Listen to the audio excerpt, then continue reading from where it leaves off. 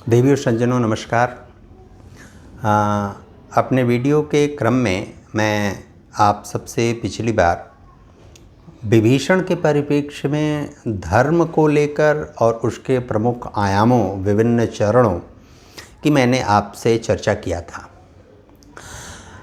आज दुर्योग से उत्तर प्रदेश के मुख्यमंत्री और गोरक्ष पीठाधीश्वर आदित्यनाथ जी महाराज के पिताजी का देहावसान हुआ है और उन्होंने उनके दाह संस्कार में न जाने का निश्चय किया। यह निश्चय आज का निश्चय नहीं है। जब वो संत परंपरा में आए, यह उसी समय का निश्चय है। उसके प्रकट करने का ऐसा कोई प्रकरण नहीं आया कि जिस प्रकरण के कारण लोक और समाज उस बात को जाने कि उनको जाना है, उसमें शामिल होना है, नहीं होना है। यह विषय लोक में, प्रचार में, लोगों के जेहन में, जानकारी में आए। यह विषय बहुत महत्वपूर्ण पहले नहीं था, लेकिन अब मुख्यमंत्री हैं वो और संत हैं, इस नाते वो विषय चर्चा के कारण महत्वपूर्ण हो गया है। आज मैं इस विषय पर चर्चा करूंगा कि संत परंपरा और साधु परंपरा आखिर होती क्या है और लोक का उससे संबंध और संपर्क क्या है।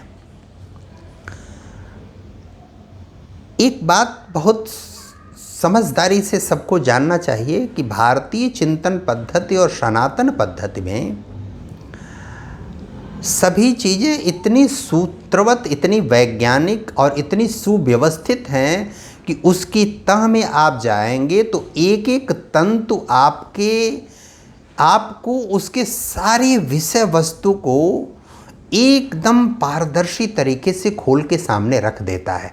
कहीं भी संशय की गुंजाइश, प्रश्न, प्रतिप्रश्न और पुनर्प्रश्न की संभावना नहीं बनेगी। एक सीधी सी बात, जिस व्यक्ति के मन में प्रकृति के प्रति, सृष्टि के प्रति आस्था, श्रद्धा, समर्पण का भाव होता है, सहज श्रद्धा, आस्था, समर्पण का भाव होता है, वह किसी न किसी रूप में उसकी आराधना, पूजा, अनुनय, विनय, प्रार्थना करता है। और जो सामान्य मनुष्य होता है, चूँकि उसके मन मस्तिष्क में स्थूल चीज़ों के प्रति एकाग्रता और एक निष्ठता जल्दी बनती है, सूक्ष्म के प्रति वो जल्दी चीज़ें समझ नहीं पाता। जैसे वह किसी व्यक्ति को समझ सकता है जल्दी, लेकिन व्यक्ति के अंदर विद्यमान आत्मा को नहीं समझ सकता। उस आत्मा का परमात्मा से जो संबंध है उसको नहीं समझ सकता। परमात्मा यानी वही तत्व जिसने सृष्टि को बनाया, सृष्टि का निर्माण किया, उसको चाहे आप ब्रह्मा कहिए, विष्णु कहिए, महेश कहिए, परमात्मा कहिए, इन सब का युग्म कहिए, जो मर्जी आए कह लीजिए अपनी संतुष्टि के लिए। उसकी आंतरिक और विस्तृत व्याख्या में अभी हम नहीं जा रहे हैं, लेकिन आप स्वतंत्रता पूर्वक अपने समझ के लिए जो चाहिए उसको मान लीजिए। वह व्यक्ति उस मूल्य को तब समझता है कि जब स्थूल शरीर, किसी व्यक्ति का जो शरीर दिखाई पड़ता है, उस शरीर में से कौन सी ऐसी चीज़ नहीं रहती है कि उस शरीर की गति की पूरी तरह रुक जाती है, शून्य हो जाती है, समाप्त हो जाती है। आँख का देखना बंद हो जाता है, नाक का श्वास लेना बंद हो जाता है, मुंह का बोलना बंद हो जाता है, धड़कन चलनी बंद हो जाती है, हाथ का उठना बंद हो जाता है, दिशाओं का ज्ञान बंद हो जाता है, लोगों को पहचानना बंद हो जाता है। उस शरीर पर जो भी करना चाहिए आप करिए, उस शरीर का कोई प्रतिक्रिया या प्रतिसाद, रिएक्शन या रिस्पांस शरीर से नहीं हो। वो क्या है? शरीर जैसे पहले था वैसे ही अब भी आप देख रहे हैं। उसमें वो तत्व क्या है, वो बात क्या है? वह वही चीज़ है जो परमात्मा से उस शरीर को जोड़े रहती है। उस जोड़ के कारण वह जीव, वह स्थूल शरीर सजीव कहलाता है। यह ठीक वैसे ही है जैसे जब हवाई जहाज़ ज़मीन छोड़कर उड़ता है तो 10, 20, 25, 30, 40 टन की जहाज़ पैसेंजर लिए हुए किसी नियंत्रण कक्ष से नियंत्रित होती है, और जो नियंत्रण कक्ष से उसका नियंत्रण होता है वह नियंत्रण किसी धागे, किसी तार, किसी बांस, किसी खंभे या किसी टावर से संपर्कित नहीं होता, उसके आश्रय नहीं होता, वो अदृश्य होता है, न दिखाई पड़ने वाला होता है। वैसे ही ईश्वर जो परमात्मा है उसका आत्मा से संबंध होता है। वह आत्मा भी अदृश्य और सूक्ष्म तत्व है, और वह सूक्ष्म तत्व ही वो शरीर को जब प्राप्त होती है तो शरीर की गत्यात्मकता, शरीर का सारा स्थूल भाव सूक्ष्म के साथ जुड़कर अपना संपूर्ण प्रतिसाद, प्रतिक्रिया समाज और दुनिया लोक को देना शुरू होता है। इस आत्मा और परमात्मा की बनाई हुई सृष्टि के प्रति श्रद्धा, आस्था और विश्वास जब व्यक्ति के मन में पैदा होता है तो वह उसकी आराधना, अभ्यर्थना और पूजा करता है। और वह आराधना, पूजा, अभ्यर्थना जब करता है अपने इष्ट मानकर, उसको किसी को भी इष्ट मानकर, उसको आप माता गायत्री मान सकते हैं, सूर्य भगवान मान सकते हैं, हनुमान जी मान सकते हैं, श्री रामचंद्र प्रभु मान सकते हैं, आप जो चाहिए मान लीजिए, ब्रह्मा विष्णु महेश, जो भी चाहिए आप मान लीजिए। जब मान के उसकी अभ्यर्थना करते हैं तो उसके अंदर भक्ति का भाव, श्रद्धा का भाव पैदा होता है। वो भक्ति और श्रद्धा का भाव जिसके मन में पैदा होता है वो भक्त कहलाता है। उस भक्त की एक निष्ठता अपने आराध्य के प्रति जैसे ही बढ़ती जाती है, आगे बढ़ती जाती है, तो वह भक्त आगे चलकर साधु होना शुरू होता है। यानी लोक से मोह उसका घटने लगता है, उसका लगाव, उसका अनुराग ऊर्ध्वाधर गति में चलना आरंभ होता है, उस दिशा में वो प्रयाण करता है। और इसलिए जब भक्त आगे बढ़ता है तो वह महत आत्मा की तरफ बढ़ता है, श्रेष्ठ आत्मा की तरफ बढ़ता है, परमात्मा की तरफ बढ़ता है। और इसीलिए भक्त जब आगे बढ़ता है तो साधु होता है। साधु यानी सज्जनता की प्रतिमूर्ति, दिव्यता की प्रतिमूर्ति। वो अच्छे को सहन करता है, अच्छा जो नहीं है उसको सहन नहीं करता, उसको कहने बोलने में कोई झिझक नहीं होती, उसकी प्रत्येक वाणी और बात किसी को कठोर लग सकती है, लेकिन उसमें साधुता, हृदय में जो उसके भाव है वो हृदय में कालिमा, कलुषता और कपट नहीं होता। जो भक्त होता है वह भक्त साधु बनता है। जब वह और उस दिशा में और प्रगति करता है, उसकी एक निष्ठता, एकाग्रता, संलग्नता और बढ़ती है, तो वह भक्त महात्मा होता है। वह महात्मा जब और प्रगति करता है और आगे बढ़ता है तब वह संत कहलाता है। संत जब और आगे बढ़ता है और उस दिशा में उत्तरोत्तर उन्मुख होता है तब वह ऋषि कहलाता है। और ऋषि जब उस आराध्य का साक्षात्कार कर लेता है, वह देख सकता था रामकृष्ण परमहंस की तरह, देखने की सामर्थ्य जब उसमें विकसित हो जाती है तब वह मुनि कहलाता है। वह भेद रहित हो जाता है, वह लोक में रहकर भी लोक से परे हो जाता है, लोक में रहकर भी लोक के मोह से मुक्त हो जाता है, वह लोक में रहकर भी लोक में विद्यमान उन सूक्ष्म तत्वों को समझता है जो अदृश्य हैं, जो दिखाई नहीं दे सकते। वो देखने वाले व्यक्ति को देखकर उसकी पीड़ा समझ जाता है, उसके मन का विज्ञान समझ जाता है, उसकी समझदारी समझ जाता है, उसके मन के भाव को समझ जाता है।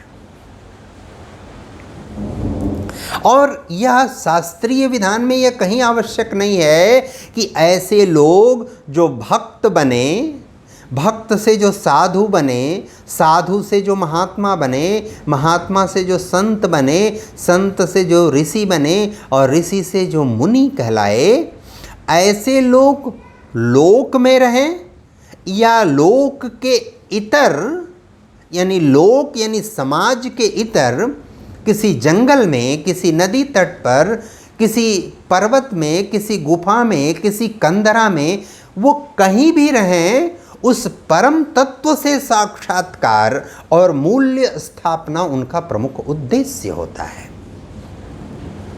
लोक में रहकर भी उस श्रेष्ठ तत्व को वो प्राप्त कर सकते हैं, लोक से बाहर रहकर भी उस श्रेष्ठ तत्व को, नितांत प्रकृति की गोद में, 100% प्रकृति की गोद में रहकर वो उस श्रेष्ठ तत्व के सानिध्य में जा सकते हैं। यह नितांत प्रकृति की गोद में, किसी जंगल में, किसी झाड़ी में, किसी गुफा में, किसी कंदरा में, किसी पर्वत की चोटी पर रहने का विधान केवल इसलिए है कि एकाग्रता उनकी भंग न हो, लौकिक चीज़ें उनको गलत तरीके से आकर्षित न कर सकें, लौकिक चीज़ों से जल्दी से वो मुक्त हो सकें, लौकिक साधन सुविधा के मोह जाल में न फंसें, इसलिए स्वतः से उसका परित्याग कर वो उस दिशा में चल पड़ते हैं। जहाँ लौकिक या मनुष्य द्वारा कृत्रिम रूप से बनाए गए साधन और सुविधाएं जहाँ उपलब्ध नहीं हैं, ऐसे स्थान को गमन कर जाते हैं, इस बात की चिंता किए बिना कि वहाँ पानी मिलेगा पीने के लिए कि नहीं, भोजन मिलेगा करने के लिए कि नहीं, पहनने के लिए वस्त्र मिलेगा कि नहीं, धूप से बचने के लिए छाया मिलेगी कि नहीं, शीत से बचने के लिए साया मिलेगी कि नहीं, बर्फ और ओला वृष्टि से हमको बचने की साधन मिलेगा कि नहीं, ठंड से बचने के लिए, गर्मी से बचने के लिए, बरसात से बचने के लिए, विभिन्न ऋतुओं की बदलती परिस्थितियों से आत्मसात करने के लिए, सामंजस्य स्थापित करने के लिए, बदलने के लिए हमको क्या मिलेगा क्या नहीं मिलेगा, इस भाव से पूरी तरह मुक्त होके उनको केवल और केवल वही तत्व, वही सूक्ष्म तत्व, वही कंट्रोल रूम, परमात्मा का वही अधिष्ठित स्थान केवल दिखाई पड़ता है, उसके अतिरिक्त उनको कुछ नहीं दिखाई पड़ता। और ऐसा इसलिए होता है क्योंकि वह तत्व जो प्राप्त करने की अभिलाषा या लालसा जिसमें है, वह अभिलाषा या लालसा उस व्यक्ति को उस दिशा में चलने के लिए प्रेरित करती है। और जब वो प्रेरित करती है तो उस प्रेरणा के कारण वह लोक में भी रहकर निर्लोक भाव से कार्य करता है। उसके अंदर जो हृदय का अंतस्थल का जो भाव है, वह अंतस्थल का भाव उसको उस परम सत्ता की तरफ ले जाता है। और इस नाते लोक में रहकर लोक ने जो उसको दिया है उसको भी वह उसी परम सत्ता को अर्पित, समर्पित और दे देने के लिए लालायित रहता है, व्यग्र रहता है, बेचैन रहता है, उसके अंदर छटपटाहट रहती है कि हम कैसे उसको दे दें। तेरा तुझको अर्पण क्या लागे मेरा, इस भाव में वो रहता है। क्योंकि अंततः उस परम सत्ता, उस परमात्मा के द्वारा बनाई हुई इस सृष्टि और इस सृष्टि के संचालन से, इस सृष्टि की व्यवस्था और संविधान से बनाए गए जीव, मनुष्य, प्रकृति के विभिन्न तत्वों से ही उसके माता पिता का भी निर्माण हुआ है। उस माता पिता ने उसका निर्माण दिया है, उसको जना है, इसलिए वह सबको उसी के चरणों में समर्पण के भाव से मानकर शेष लोक के लिए जो बचे हुए लोग हैं उनकी जिम्मेवारी छोड़कर वहाँ से अपने आप को मुक्त पाता है। योगी आदित्यनाथ जी महाराज गोरक्षपीठाधीश्वर इस हेतु और उद्देश्य से उस दिशा में चलने वाले एक अनुरागी हैं, और अनुराग का उनका पंथ या मार्ग चाहे जो भी हो, यह चुनने का उनको अपना निजी अधिकार था। उन्होंने वह चीज़ चयन किया। माँ बाप की इच्छा के विरुद्ध, परिवार की इच्छा के विरुद्ध समाज की इच्छा थी या नहीं, लेकिन उन्होंने ये चुना, या माँ बाप या परिवार ने उनको अनुमति दिया, उन्होंने चुन लिया तो उस दिशा में चल पड़े तो उस अधिष्ठित स्थान की दिशा में ही उनका लक्ष्य है। पूज्य पिताजी को प्रणाम करना, उनके प्रति हृदय से श्रद्धा भाव व्यक्त करना, उनके प्रति अपने मन की जो मन में उपजी पीड़ा है उस पीड़ा को अपने अंदर ही शांत भाव से उस परमात्मा की शरण में समर्पित कर देना, उनको श्रद्धा अर्पित करना हृदय से, यह उनका लक्ष्य है। इसलिए अपने कर्तव्य का, अपने धर्म का वह पालन करना उनके लिए परम महत्वपूर्ण है। लोक कल्याण, लोक मंगल उनके लिए महत्वपूर्ण है। और क्योंकि लोक मंगल उस परम सत्ता की कृपा और उस परम सत्ता के इच्छा पर निर्भर करता है, वो जैसा चाहेंगे वैसा ही होगा। इसलिए इस विषय को समझने और जानने की आवश्यकता है। हम उत्तर प्रदेश के मुख्यमंत्री योगी आदित्यनाथ जी महाराज के पूज्य पिताजी आनंद सिंह बिष्ट जी के प्रति श्रद्धांजलि अर्पित करते हैं और ईश्वर से प्रार्थना करते हैं कि उनके परमात्मा अपने चरणों में स्थान दें और सभी संबंधित को इस पीड़ा को सहने की शक्ति प्रदान करें। बहुत बहुत धन्यवाद। नमस्कार।